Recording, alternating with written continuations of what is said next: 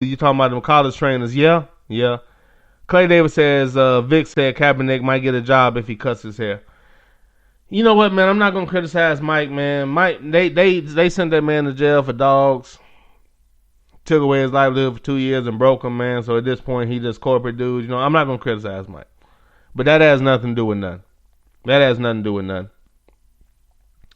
Grego says Vic was telling Cap to cut his afro and clean up his image, and that's the reason he isn't employed, is because he had 2 bad seasons. Grego, did Mike say that? Hey, Mike. Motherfucker.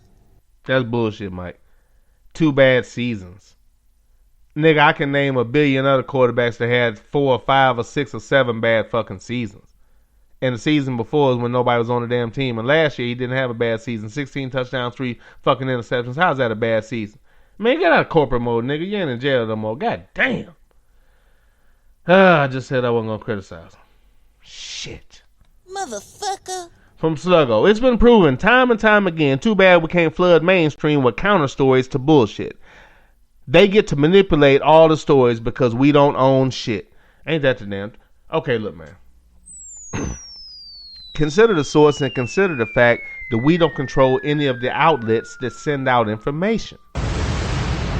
So essentially, if that's the case, when information is put out, it's not coming from our ideals because we don't own the distribution network.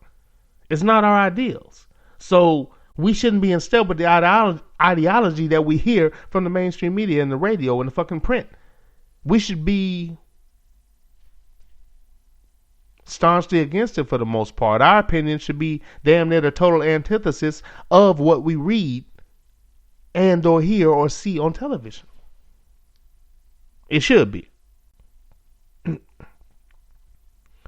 Rough Buff said, did he just diss Knox on the low? I don't know what you're talking about, man. Yeah, Clay Davis says, damn, Peter done neutered Vic. Man, the whole situation done neutered Vic, man. Yeah, I mean, we know what it is with him, man. We know what it is, man. But y'all stupid, man. Y'all crazy.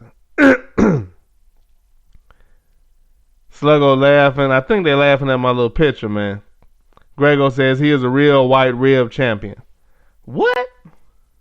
Motherfucker. Clay Davis says, I bet that ninja uses white sauce on his ribs, too. Motherfucker. What the hell? Hey, man. Shut up, dummy. Okay, man, look, this is what we're not going to do. This is what we're not going to do. Hey, man, look. Obviously, I know what I'm doing. First and foremost, I brought ribs last year and y'all tasted them motherfuckers, so you need to stand the fuck down. Motherfucker. You had some of my damn ribs, so you already know what it is. Motherfucker. I don't want to hear that shit. Motherfucker. On top of that, y'all are sneak attacking me on some joking shit when we supposed to be boys and cool. Man, y'all been riding with me for a minute, man. What the hell, dude? Seriously. White rib champion? I bet that ninja uses white sauce on his ribs? See what I'm saying, man? Okay, look. Okay, I'm considered, a pro-black type of talk show guy. This and that, pro-black, blah, blah, blah. Sometimes considered over the top by some, what the hell ever. But then again, I'm faced with this type of thing. You know what I'm saying? At times like this, man, as much as I'm always pro-black everything, and I'm never going to focus on a negative story about a black person because there's so much dirt done by colonizers, I think it's unintelligent to do so. I think it's unintelligent to do so. So for that fact, for that reason, I always kind of lean in favor of ninjas. But then I got to deal with crap like this. So it almost, it just kind of gives a different opinion. Sometimes, I'm cool with y'all, but at the same time, I'm thinking in the back of my mind. Niggers, Jews, homosexuals, Mexicans, Arabs, and all kinds of different chanks stink, and I hate it. Just saying, I love y'all, man, but sometime. From G Money, Vic made a huge mistake with the statements he made to the media about Kaepernick. And the next mistake was talking to Jason Whitlock. Shouldn't make statements to appease the enemy. He's talking to Damn, Vic all the way gone, man. Man, I hate the colonizers for what they did to that dude, man. God damn. I'm sorry, I digress. My bad. Wait a minute. We got Letitia Hunter on the train. What's going on, Letitia Hunter? How you doing? Appreciate you coming aboard. No doubt. Thank you for coming aboard, Letitia Hunter.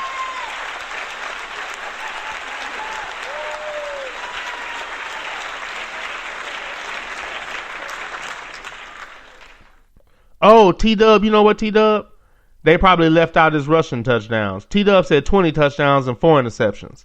Thank you for that information. That's right, because they never put in the rushing touchdowns, do they? They always leave them out. They always leave them out. You're right. 20 touchdowns, 4 interceptions. How's that a bad season? Yeah, Clay, I agree. Peter in the NFL to neuter Mike Vick. I mean, 2 years in prison, dog. They sent him to jail for 2 years, bro. They sent him to jail for 2 years. Big L says, you better preach that, Ninja. Ninja, you better preach. Appreciate it, sir. Oh, wait a minute. We got my cuzzo, that bad DJ on the train. What's going on, cuz? Are you good, man? Everybody got a life. You can always catch it on demand, cuz it's all good.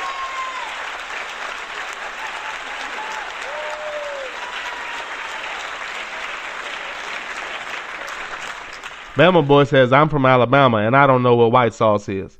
I don't fool with white sauce, man, but yeah, I know how they do, man. I don't get that. From Sluggo. Ninja sounding like Roland Martin to Dr. Umar Johnson right there. Here is what we not going to do. LOL. Sluggo? Motherfucker. You know, you my man 50 grand. I know that's not what you're doing, but don't compare me to Roland Martin in that particular situation. Stand down, sir. I don't need a Roland Martin comparison for that particular situation, sir. Not in that one. Y'all are wild. White sauce. Yeah, I'm not a sauce person anyway. I don't do white sauce anyway. Y'all are wild. White sauce. From that bad DJ. Oh, the Michael Vick comments about Cap. Michael Vick is trying his best to look good for those people who hate him.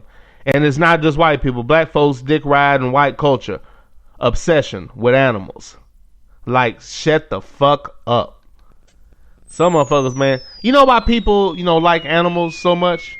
Because they can't say leave me alone and get the fuck away from me. They can't say shut the fuck up. I don't want to hear that story again. They can't say, you know what? I really don't like this punk ass sweater. Can you take it off me? That's why they like animals. Because they can kind of control them and not have to hear the adverse comments to what they actually want to do or talk about with that particular entity. So, that's kind of a thing, unfortunately. White sauce. Yeah, Bama Boy, they kind of put white sauce on chicken and stuff, if I'm not mistaken. I think it's a chicken thing. But I know people that just put it on everything. I know some people that mix it with red sauces. It's just, yeah, you know what it is. Big L says, that bad DJ, we trying to get music out of that ninja. Oh, yeah, man, come on, man. Look, I told y'all before, man. Look, JB Jennings and that bad DJ have earned music. And I'm even, doing that judiciously. I can't give everybody music, man. I don't got time to introduce everybody, man. And you know how long that'll take? I have to be judicious in the way I give this out. Otherwise, it's not special. It doesn't mean anything. And on top of that, it becomes detrimental to the show. It becomes a problem for me to try to get through subject matter when I'm still introducing everybody and playing music. I can't do it. So, I mean, I got you. But, yeah, that's kind of it. Y'all funny. All right, man. This is the Underground Railroad Show with that ninja on Spreaker.com, broadcasting on WSME. Let's push on to next little subject matter here. Let's see. Okay, let's get into Jason Campbell. Jason Campbell had some comments about his former squad, his former Washington squad. And he was just speaking about the squad and, they used to play for and just the way they went about their business. And again, not with malice or anything, really wasn't upset with them. It's kind of weird. But that's a couple of comments he was making about Washington and their particular squad. He said, the hard thing is the Redskins have a really big fan base and you fall in love with people in the D.C. area, Campbell said. That's the part that makes you want to be there. And there's the football side of it. You have a good relationship with the guys who played before you. But the flip side is when you realize there's a whole bunch of crazy going on. Speaking about the organization and everything around it. Campbell showed flashes of potential across his 4 seasons in Washington. His most productive year, despite the aforementioned play calling structure, was a 3,618-yard, 20-touchdown effort in 2009. But he was never able to truly settle in amidst the constant changes, and moving on didn't help either. Okay, okay, man, is that part not on here? Okay, basically what they're saying is he basically, man, did I not get that whole thing? That's not good. Boo. Okay. Campbell what they're speaking about is like the play calling kind of got taken over and somebody was put in charge of it that didn't even know all the plays. So another quote from Campbell is, that was really weird, Campbell said. He didn't even know all the plays. It was just crazy. You could feel the animosity on the field. Lewis told me in all his years in football he had never seen a quarterback deal with so much chaos going on around him. It was hard. It was a hard position for me to be in. You know, people always talk about Jason Campbell and not making. You know how they make excuses for other people? He was in a place that was chaotic. There was no structure. They were giving play calling duties to somebody that didn't even know all the plays. You know, there was kind of, you know how they always try to talk about Jerry Jones interfering and Al Davis interfering back when he was alive. But you don't hear anything about Washington. So you hear about all this craziness and all this chaos on the team and the field and what they're doing. And he was speaking about that and how crazy it was and all the animosity on the team. And this is another reason why he could never really settle in. He was always in a chaotic situation. They were always changing coordinators. You know, that's almost every damn year. And he was constantly, on different teams. Even when he was with my Raiders and he was having a great year, he got hurt. They brought in a sorry-ass Carson Palmer, got rid of Jason Campbell. He got screwed again. I mean, it's just a short leash for a ninja quarterback. Campbell was the first-round pick in 2005, played his first 4 years in Washington. He said he had plenty of love about the state, and the level of distraction carries significant weight. The hard thing is that the Redskins have a really big... Okay, I read that part already. But he was just saying it was chaotic and crazy when he was there. They were never settled. Play calling duties being flopped around. People didn't know all the plays. The players know what's crazy, what's going on. They're sitting there looking like, man, what the hell's going on in here? So he's dealing with all that, trying to make it, but you don't hear about that. He's retired. He played almost 8 years in the league, maybe 10. He had a significant career, but you never heard about that. He's done now. He speaks about it in an article, but you didn't hear about that. You just heard Jason Campbell can't play. He can't cut it. He can't hack it. But yet and still, you see colonizers fail every day and do things that Jason Campbell would never have done on the field, as far as failures and misreadings of off defenses and the way he executed plays on the offensive end. Never looked as bad as some of the people that still have jobs now, but yet and still received twice the scrutiny. So he really was speaking on Washington and the dysfunction when he was there, and how it's not really... It's a great place, great fans, but there's complete and total dysfunction within the structure, which might let you know what's going on there. I'll tell you again, the thing with RG3, what happened to him, again, keep that in mind when you have eyewitness and Jason Campbell that talked about the dysfunction within that organization. And I think having an unproven coach basically sabotaging RG3 so you could hire your guy in Kirk Cousins, and it's just I think it's probably proof positive in what he was talking about with that particular team, that structure and that squad, and why they probably struggle in what they do, and why they're not able to really get over the hump. There's a lot of turmoil within that organization. It's going to have to be cleaned up if they're going to be able to persevere and move on. As spoken on by Jason Campbell, again, who really didn't have anything harsh to say, was not trying to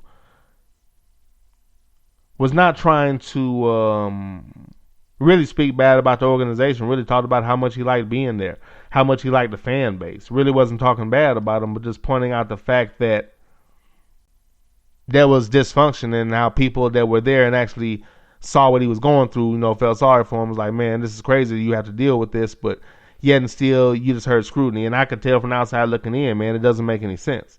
But you never heard anything about it. Never heard anything about it, man. So I always knew something was up. Wasn't that hard to figure out, but it's never as simple as this guy can't play, man. Again, football is complicated. There are moving parts. There are many entities that are part of it. Again, you're a link in the chain. You are a coordinated efficiency, a gathering of moving parts that need to work in unison to make some shit happen. And if anything is out of place, if somebody doesn't pull their weight, it takes an extraordinary effort from somebody else to make shit happen. Ultimate team sport. Ultimate team sport. And you don't